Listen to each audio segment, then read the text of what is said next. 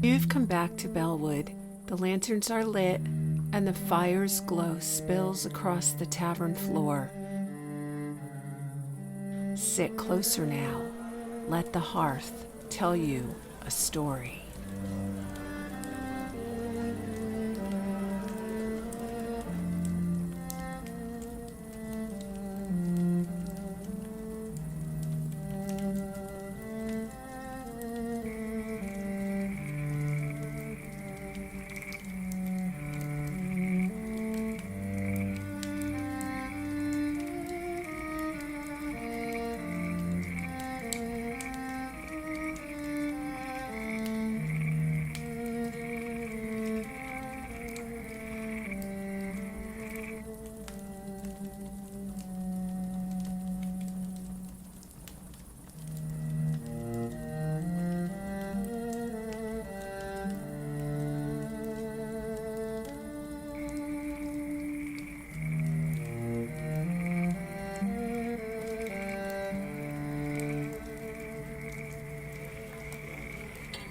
You would not have noticed him at first, not in the bustle of the Bellewood harvest fair, not in the glory of apples stacked in barrels and hardtack loaves fresh from ovens. He was too quiet for that. But Tamsin Reed noticed anyway. She noticed because she notices everything. Ansel Daventry arrived just after the sun broke over the church steeple. His hands were stained with graphite. His coat was dusty from travel, and his stall was nothing more than a folding table with a leather-bound satchel atop it, filled with maps and rolled parchments tied in waxed twine. He sat up beside the grain merchant, across from the orchard stalls.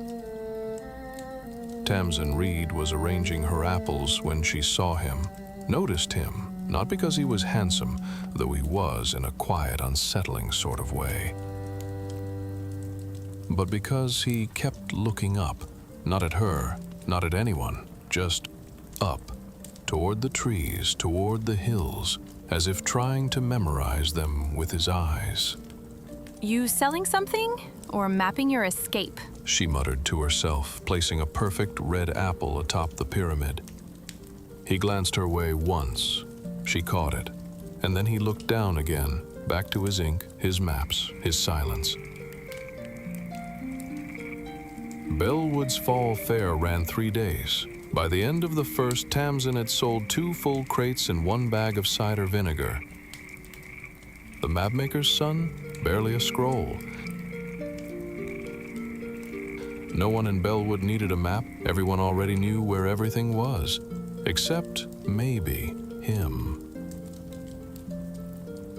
On the second day, just before dusk, Tamsin walked across the square.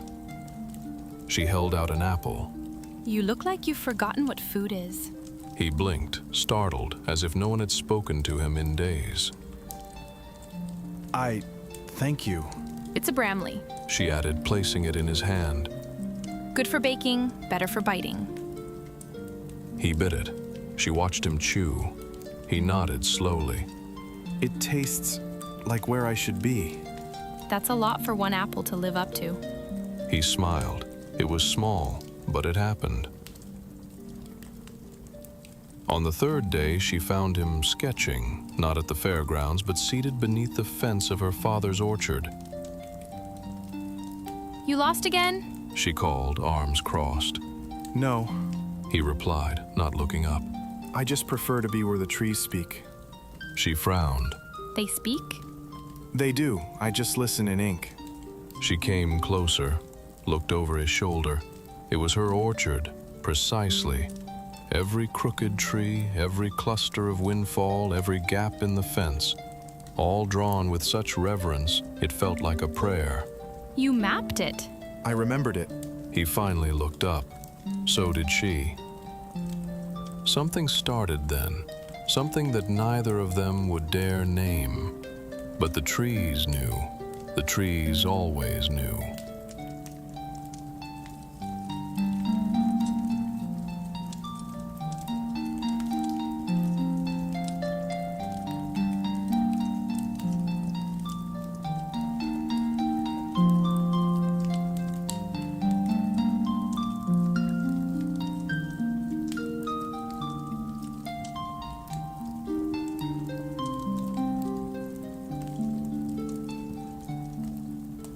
After the fair, Ansel stayed.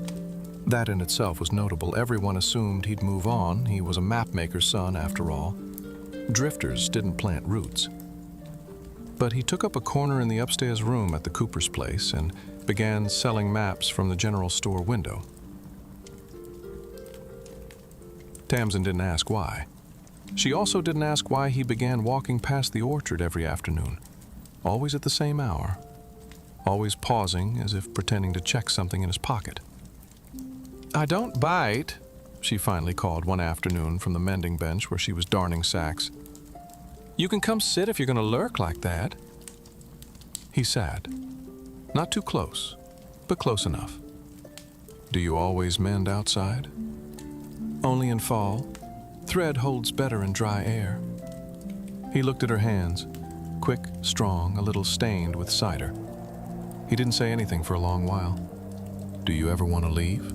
he asked, quietly. She looked up. "Leave what?" "Here." Tamsin gave a dry laugh. "And do what? Sell apples to people who don't appreciate them?" "I didn't mean sell apples," he said. "I meant live differently." She shrugged. "That sounds like something a man who's never had to rethatch a roof would say." He smiled. Then, "You could draw. I saw the mark on your apron. You use your fingers like someone who sketches." She stiffened a little. "I don't." "But you want to?" Silence. Then, "Maybe." He nodded once, then stood. "If you ever do, I have extra pencils." And he left.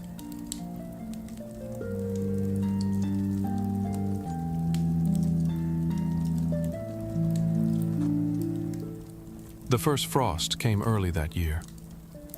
Tamsin was outside covering the root bins when she heard footsteps. "Do you have a coat?" she asked before she even looked up. Ansel holding out something in his palm. "I have a gift." She blinked, took it. A brass compass, delicate, faintly scratched, but still lovely. "Is it broken?" "No. I just thought you should have it." "I'm not lost." "You're not," he agreed. "But sometimes you need to know where something is, to understand why you stay." She opened it. The needle trembled, then steadied. "So you're giving away your tools now?" "I have others." She looked at him then, properly. "You're staying." It wasn't a question. It wasn't really an answer when he said, "Yes."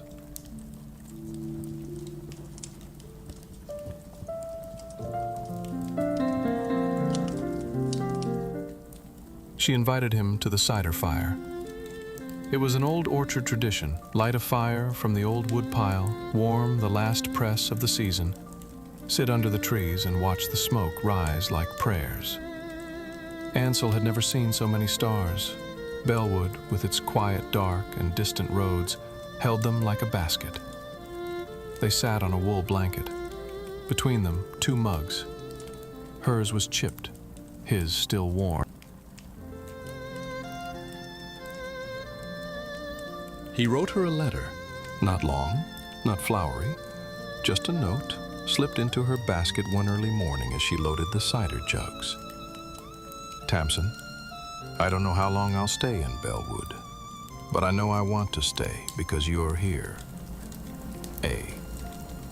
She found him that night, in the orchard again, of course, always the orchard. "You know," she said, "you could have just said that out loud." He looked up, sheepish. "I thought you'd throw an apple at my head." She smiled. "Don't tempt me," she said. Then she kissed him. They built it together, a small bench under the pear tree by the south fence, one she had always ignored because it never bore fruit, but that Ansel liked because it was shaped like a crooked question mark. He carved something into the side. She noticed, days later, when the morning frost kissed the wood just right. TR plus AD. Where the apples fall soft and the map ends. She didn't say anything about it, just sat there the next day and waited until he arrived, as he always did, pretending to be passing through, except now he stayed. Longer. Always.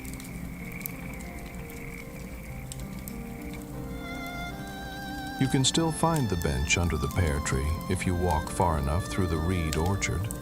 It leans a little now. The tree is still fruitless, but the bench remains, and in the carving, weathered by decades, softened by wind and lichen, you can still read the initials.